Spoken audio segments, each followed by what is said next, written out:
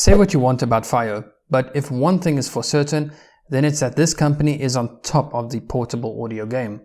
Not only have they released numerous standalone players and earphones, but their range of Bluetooth-capable devices is also constantly expanding. Their latest offering, the BTR3, builds on the likes of the original BTR1 and the Micro BTR. The BTR3 doesn't exactly look like a groundbreaking device, but it does feel high quality nonetheless. All around the sides is metal, whereas the front has a 2.5D glass panel.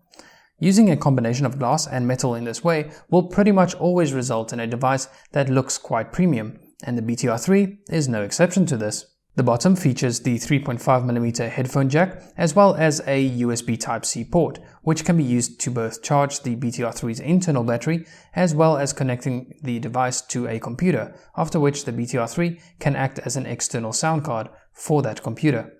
The right side houses all of the volume, play, pause and power buttons, as well as a microphone which sits between the aforementioned play pause button and the power button. On the front glass panel, there's also a rather dark NFC logo, which is to indicate that, just like the Micro BTR and newly released BTR1K, the BTR3 sports easy one-touch NFC pairing. But of course, this is only applicable to Android users.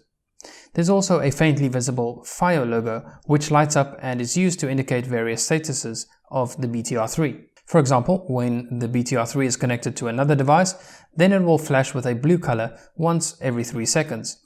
Whereas if it flashes red and blue alternately, that indicates that the BTR3 is in pairing mode. But there are various other colors that are used to indicate which Bluetooth format is currently being used. This table provided by FiiO illustrates the meaning of each color. So essentially, the BTR3 pretty much looks like a slightly fatter version of the Micro BTR, but this is for good reason, because along with that physical size increase comes an improvement in the specs and features too. Compared to the Micro BTR, the BTR3 offers compatibility with a wider range of Bluetooth formats, including LDAC and LHDC. Both a bigger battery and longer battery life is also on the cards, as well as a fair amount more driving power. It still won't be enough to adequately drive more demanding headphones, especially full-sized ones, but for more portable-orientated balanced armature IEMs, the BTR3's power should be fine. As briefly mentioned, the BTR3 also features a built-in microphone, and this is to allow the user to use the device for hands-free calls.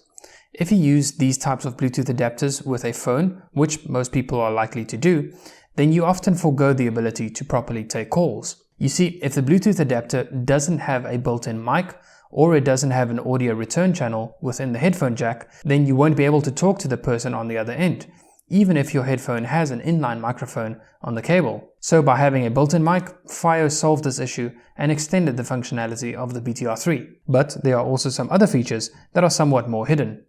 First up are the volume buttons. Not only do these act, well, as volume buttons, but they can also allow you to use the BTR3 as a remote to skip tracks. A single press changes the volume, whereas if you press and hold the appropriate button, that will skip forward or back, depending on which button is pressed.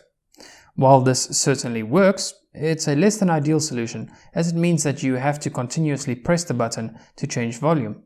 But whatever, it's not the end of the world, right? The play pause button also has a hidden feature, as this button is used to both force the BTR3 into pairing mode by holding it for 5 seconds, as well as activating Siri. And then finally, the last hidden feature is one that you won't be able to access directly from the BTR3, but there's also no guarantee that you would be able to access it at all. If the BTR3 is connected to a mobile device, which is Android in my case, then you should be able to access some additional settings via the FiiO Music app. Unfortunately, this feature doesn't seem to be stable, as I can't always see the BTR3 listed in the appropriate settings panel. If by whatever miracle you do manage to get access to it via the FiiO Music app, then this allows you to change various settings such as adjusting the channel balance, selecting between 4 different digital filters, turning the LED indicator on or off, and you've also got access to a user guide. Then there's also an equalizer option, but this isn't available yet, and so we'll only be able to check this out in either a future firmware release for the BTR3 or after an update of the FiiO Music app. Now let's take a look at the sound that this little device can produce. Of course, as we've already covered, because of the size, you have a physical limitation with regards to what kind of battery can be incorporated here, and as a result, the BTR3 just won't have enough drive for more demanding headphones. Given that we can expect no more than about 25 milliwatts of power at a load of 32 ohms, the BTR3 is best suited for your more efficient headphones and in particular IEMs. Pair it up with something like FiiO's own FH5 or the new FA7 and you'd be pretty hard pressed to justify any need for something more powerful, to be perfectly frank with you. It offers you an enjoyable sound and there's nothing really that jumps out at me that I would call a flaw. Sure, it might not have the most convincing detail retrieval, but if we consider the size of the BTR3 and the fact that we're judging its sound quality based on a wireless Bluetooth signal, then the BTR3 is actually an impressive little device. What's more, let's consider where you would use something like the BTR3. Maybe on your morning run, or at the gym, or perhaps on your daily bus or train ride. Every single one of those scenarios requires portability, and absolutely none of them place you in a setting where you'd be able to perceive every little nuance within the music. And the reason I mention this is because, realistically, in such scenarios, I can pretty much guarantee you that the sound quality difference between the $70 BTR3 and a similar but bulkier device costing well into a few $100s is not something you are likely to notice or really care about. And really, that's where the BTR3 is best suited. It's not intended for critical listening, but what it gives you is a fantastically compact, lightweight, and really good sounding device for a mere $70. Okay, so for that $70, you get a pretty decent and feature-packed device in return. It's an attractive device that gives you compatibility with a wide range of Bluetooth codecs, along with the versatility of using it entirely as a Bluetooth receiver or as an external sound card for your computer. So far, it seems like a very decent value proposition, doesn't it? Well, to be fair, if those are your needs and you want the device to have an ultra-portable size, then the BTR3 is a very reasonable option. Except, there's a bit of a problem. And that comes courtesy of the M0 from Shanling. Now, technically speaking, the M0 is roughly 60% bigger and 45% heavier than the BTR3, but for realistic day-to-day usage, that increase in size and weight isn't really something you'd notice. And yet, the M0 is a device that renders something like the BTR3 practically pointless, in my opinion.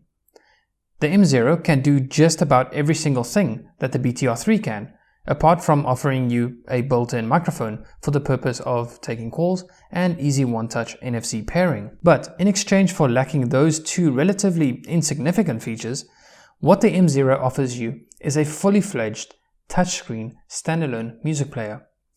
Where the BTR3 must be connected to either a computer or via Bluetooth to another source device, the M0 has a card slot, which allows you to access and play your music totally independent from another device.